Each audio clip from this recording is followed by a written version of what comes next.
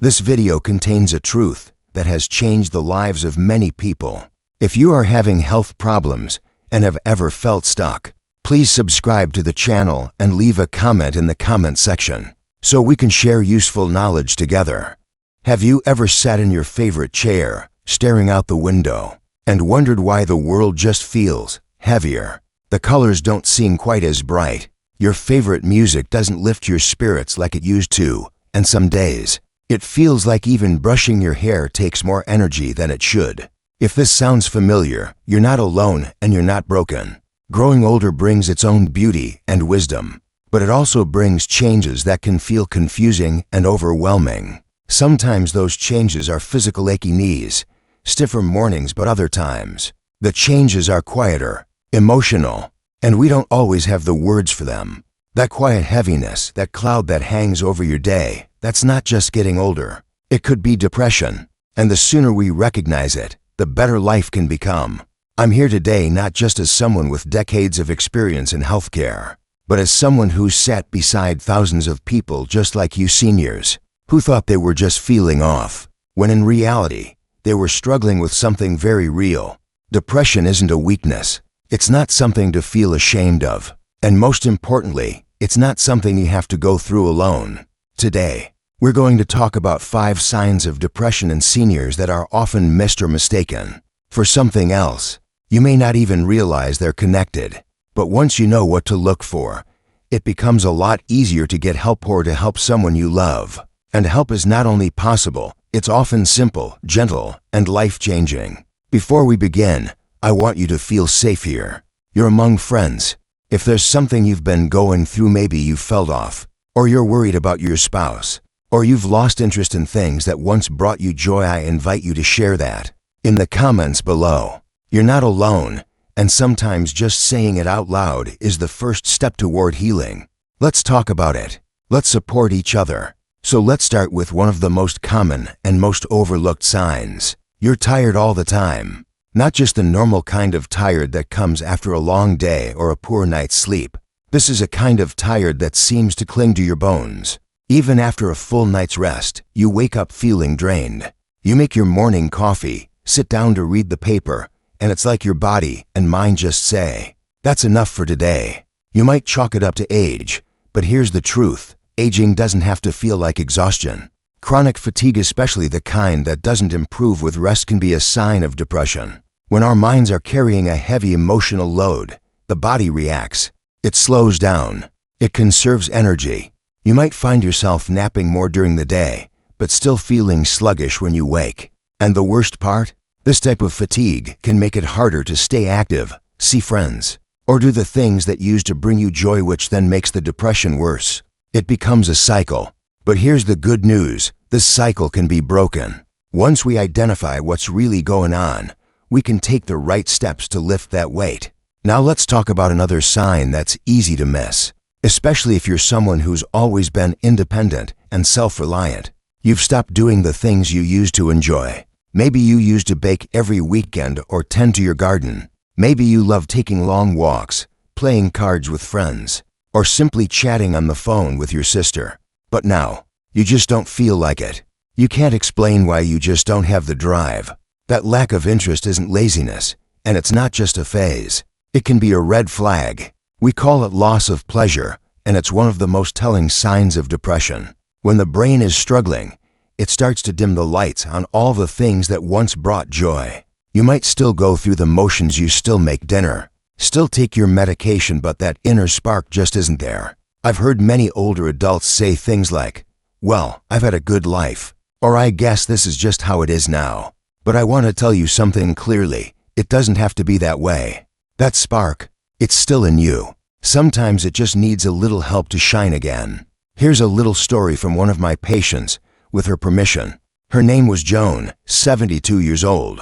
She used to paint beautiful watercolors of flowers and landscapes.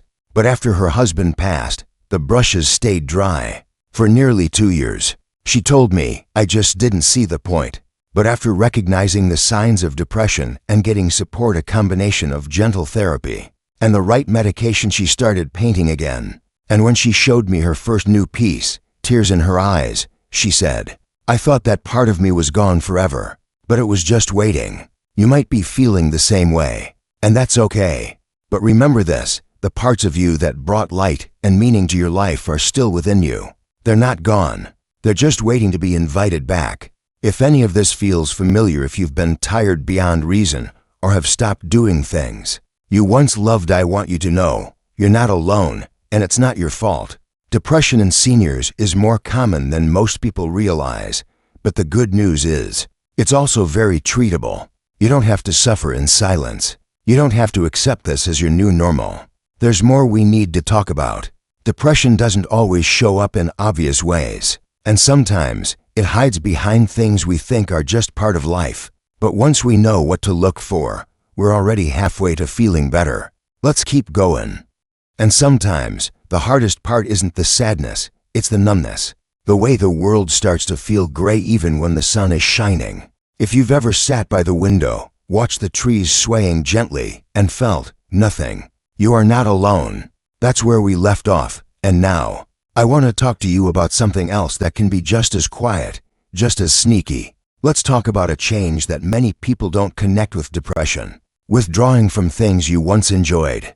It could be your morning coffee group, your favorite puzzle at the kitchen table, even church on Sunday or phone calls with your grandkids. At first, it might just be a skipped week, then another, and before long, you find yourself saying, I just don't feel like it anymore. That sentence, I don't feel like it, becomes more common than you'd like. It doesn't mean you're lazy or antisocial. It means something and you may be calling out for attention. You might even tell yourself you're just tired, or that people don't really care if you show up or not. But I'll let you in on a little secret, they do care. And that spark, the one that made you light up when you saw familiar faces or opened a good book, it's still in you. Depression has a way of dimming the light, but it doesn't extinguish it. Now, I've seen many patients over the years brush this off by saying things like, I'm just slowing down with age, or that's how life goes when you get older. But joy doesn't have an expiration date. The moment you find yourself stepping away from the things that once gave you meaning, it's time to take a deeper look. Sometimes reconnecting starts small, like calling an old friend or sitting in on a community class. But the first step is recognizing the pull to withdraw for what it is, a signal, not a sentence. Another sign, and this one often hides in plain sight, is difficulty sleeping or sleeping too much. Sound familiar? You might lie in bed, staring at the ceiling for hours, or maybe you fall asleep quickly but wake up at 3 a.m.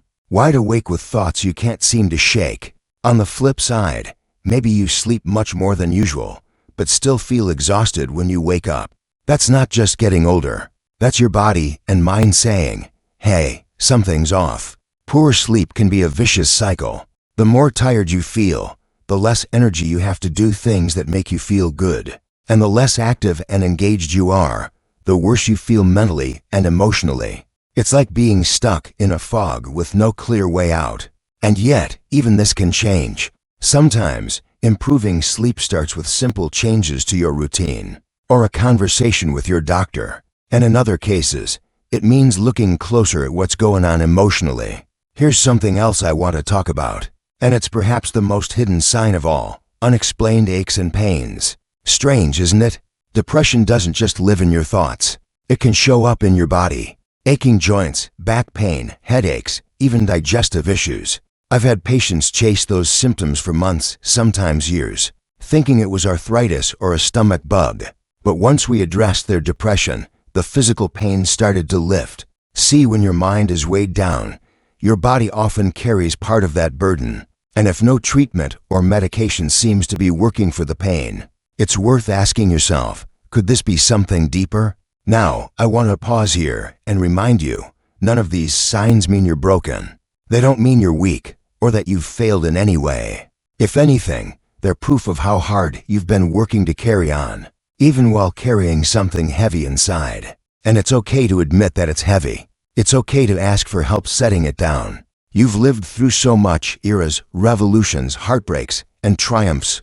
But no one teaches us how to handle the quiet moments of disconnection that come with aging. No one tells us that feeling low isn't just part of getting older. It's a health issue, and one that deserves care and treatment, Just like high blood pressure or arthritis, there are paths forward, and they don't require big leaps, just small, brave steps. Talking to someone, telling your doctor how you've really been feeling, reaching out to a loved one and saying, "I'm not okay right now." You might be surprised how many people are ready to listen, and how quickly things can start to change when you let them in. We're going to keep going, because there's one more sign I want to share with you, one that cuts to the heart, but also opens the door to real healing. Sometimes the heaviest silence is the one that lives inside your own head. It's not loud. It doesn't always shout, but it lingers, a quiet whisper telling you, "I don't matter anymore." That feeling, that sense that life has passed you by, that you're just going through the motions, that nothing really matters, it's more than just a bad day. It's the fifth and final sign we need to talk about, feelings of worthlessness or hopelessness. Now, this is something many older adults never talk about. Because how do you say out loud, "I feel like I'm not needed anymore"? Especially after a lifetime of being the one who took care of everyone else. Maybe you were a parent, a spouse, a worker, a neighbor, someone people could count on. And now, with the kids grown, routines changed, and health shifting, it's easy to start asking, "What's my purpose now?" Let me tell you something. From one human being to another, your value doesn't go away because life has slowed down. You still matter deeply. Even if no one has told you that recently, I want to be the one who does. You are still here, and that means your presence, your story, your wisdom, they still carry weight. Depression lies. It tells you that you're a burden. It tells you that people wouldn't notice if you disappeared. But that's not the truth. And it's important we shine a light on those thoughts so they don't stay hidden in the dark. I've had patients sit across from me and say, "I just don't see the point anymore." And those moments, they're heartbreaking. But they're also hopeful. Because the moment someone says that out loud, the healing can begin. When you can name it, when you can speak the words you've been afraid to say, you've already taken the first step toward feeling better. Now, let's talk about that word, help. For many people, especially those raised to tough it out or pull yourself up by your bootstraps, asking for help can feel like weakness. But what if I told you that asking for help is actually one of the bravest things you can do? It means you're choosing to live, really live, not just survive. Getting help doesn't have to be overwhelming. Sometimes it starts with something as small as writing down how you've been feeling and sharing it with your doctor. You don't have to explain it all perfectly. Just start with something honest, like, "Lately, I don't feel like myself." A good doctor will listen. And if they don't, find one who will. Other times, help looks like talking to a therapist. And I know, some people think therapy is for other people. But therapy isn't about being broken. It's about understanding what's weighing you down and learning how to carry it differently or put it down altogether. There are therapists who specialize in working with seniors, people who understand grief, change, and what it means to grow older in a world that moves too fast. And sometimes, help means medication. Just like you'd take something for high blood pressure or diabetes, there are medications that can help restore the balance in your brain. Depression isn't just emotional, it has a physical side, too. And medication doesn't change who you are. It helps you feel like you again. Of course, not every solution works the same for everyone. That's why it's important to talk to someone, a professional, and find the right combination of tools for you. For some, support groups make a difference. For others, it's getting back into a routine. Something as simple as taking a short morning walk or joining a weekly community activity. But healing always begins with honesty. And if nothing else, I hope this video has given you the courage to look at how you've really been feeling. Not to judge yourself, not to criticize, but to simply notice and care enough to take that next step. You are not alone in this, and you don't have to walk through it by yourself. There are people who understand what you're going through, who've been there, and come out the other side stronger, calmer, and more connected to life. You might not feel it yet, but peace is possible. Joy is still possible. Waking up and actually looking forward to the day, that's possible too. So, here's my invitation to you. Take one step. Reach out to someone. Talk to your doctor. Open up to a friend. Leave a comment below this video and share what you've been feeling, even if it's messy, even if you're not sure how to say it. This is a community, and your voice matters here. And if you know someone who might be going through the same thing, share this with them. Sometimes, one small message can be the light that helps someone find their way. Before we end, let me say this: you are strong. You've made it through years of change, challenge, and uncertainty, and you still have so much to give. Depression doesn't define you, and it doesn't get the final word. If this video spoke to you, go ahead and like it so more people can find it. Subscribe for more content just like this, made for real people, living real lives, who deserve real support. Here's to feeling seen, heard, and alive at every age.